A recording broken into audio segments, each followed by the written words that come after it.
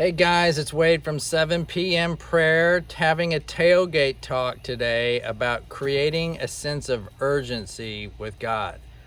So, one of the things I've noticed for myself and almost anybody that I've talked to is that it's so easy to put God on the back burner. Again, most of the things we do in life have some kind of seemingly an immediate timetable. So whether the easiest example is always if the trash gets picked up by noon on Tuesday, you know that's coming and you know you better get the trash to the curb. But there's all kinds of things, and even things relative to just kind of what you feel like is something, I've been playing the guitar for this long, I should be this good. But even with something like that, if we don't have regular lessons scheduled and we're just going to kind of practice on our own, then the next thing you know, a week, a month, a year go by and you really haven't changed that much. So I know I was reading, or I was listening to a speech that Andrew Murray, who, as you know, his is the book that's on the with Christ in the School of Prayer, written in the late 1800s, that I so appreciate. And he was talking about how in a lot of people's lives, their spiritual life would be the equivalent, if someone was growing, it would be like you meeting someone that was, let's say, 3 years old. And then you're gone and you come back 5, 6 years later, and instead of being now 8, 9 years old, they still look like a 3-year-old. They still act like a 3-year-old. And the recognition that something's not right here. And then if you left and you came back again another 10 years later, and the person was still the same size and the same behavior of a 3-year-old, the understanding that there is something very wrong here. There is, I don't know what you wouldn't call it a disease, but there is something that's wrong about how this person is progressing and growing in their physical life. Well, for a lot of people, their spiritual life emulates what I just described. They might get saved, they might, end up getting interested in God, but then as time passes, because God does not force himself on us, then they end up not really changing, not really growing, not really becoming more, because the other things of this world always were more pressing. So when the Bible speaks so much about not being of this world, it's not inherently that everything about this world and society and such is, diabolically bad. It's just that it's keeping you in many respects. It's distracting you from getting to know God more. So I know from my own life, there have been some good things that I've kind of had to say no to simply because what they were, like right now, for example, I was going to take up golf again after a 20-year hiatus.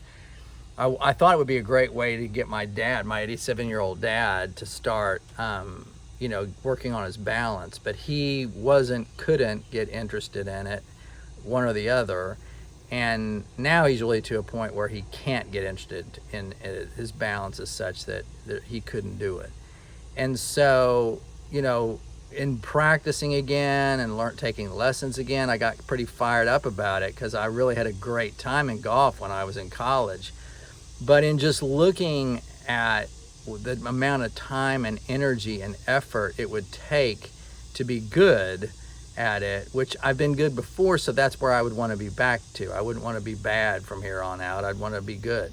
The amount of time and effort I would have to put into it would eat up substantially a lot of my discretionary time that I put into God right now. So there's nothing wrong with golf. It's just that if it's between staying up with God and working and getting better and improving, or improving on my golf game, I've got to choose God. And so that, I think, is an example of where is golf being something of the world. Is it bad? Nope. But if it keeps me from having the time to spend with God, then it is. Now, had my dad been interested and had Dad and I invested that time, then all of a sudden it becomes a good thing. And maybe it's something else that goes to the wayside in my life to be able to invest that time with God. But the key is is we have to make a habit of investing that time with God. And I know from my own life that, again, another comparison would be like exercise. There was a time in my life when exercising was very difficult for me to talk myself into doing. And now I'm at a place for like the last 30 years where not exercising is very difficult for me to talk myself into, because I like the results and the way it makes me feel. I sleep better at night, all of the above for exercising. So I have a body, it's important to work it. So now my habits in it are such that it's very difficult for me to live my life and not exercise. Well, once these habits get going with prayer and with reading scripture and involving God in just your day-to-day conversations as you go through your day, all of a sudden you wouldn't even begin to think of giving that up.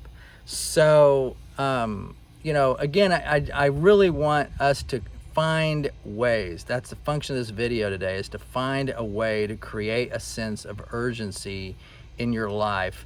Put, alarms, for lack of a better way of phrasing it, on your schedule such that you have the ability to stop yourself and say, it's time to spend some time with God. It's time to pray. It's time to read my Bible. Whatever, time to sit down with someone and just talk, whatever it happens to be. But you have to take responsibility for that in your life, because your employer isn't going to make you do those things.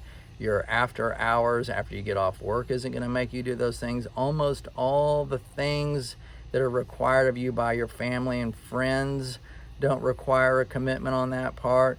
So it's amazing how easy it is living in this world to all of a sudden have a year, a month, 2 years, 5 years, whatever go by. And when you look at where you're at with God, it hasn't changed a bit. You haven't grown a bit.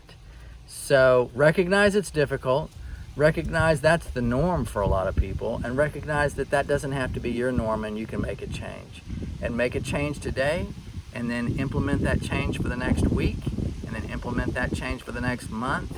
And all of a sudden you'll be adding another thing to it, and the next thing you know, you've got 5 new God habits, and they're all making your life be exactly what, in terms of a fulfillment standpoint and a relationship standpoint, what you had hoped you would have with God. But you have to do it. You have to make the commitment. Maybe a start would be all Christians praying together at 7 p.m. So jump on that bandwagon. I'd love to have you join at 7 p.m. just in your own home. I mean, I can't tell you how awesome it's been just doing it in my home, and all of a sudden in the middle of your evening, you have to drop everything and pray to God. And I can't tell you how often when you get done with praying, you're like, you know what? I think I'll spend some time reading my scripture, or I'll read this book, or I'll just, whatever it happens to be relative to God. But it seems to carry over to where you just kind of finish out your day with God. So if we can get all Christians, we got a lot of problems in the world right now, whether it's the economy, whether it's foreign countries, whether it's within our own political system. We've got a lot of things that need prayed for. And if you're not praying consistently about them, then you're like I was a few years ago, and you're saying, I believe in prayer, but you don't really. Because if you really thought it would make a difference, you'd be doing it. So recognize that about yourself. Pray more, be diligent. Start by, like I said, praying at 7 p.m., knowing that there are other Christians praying at 7, and we're putting our efforts and energy together to make a difference in the world. I appreciate you guys.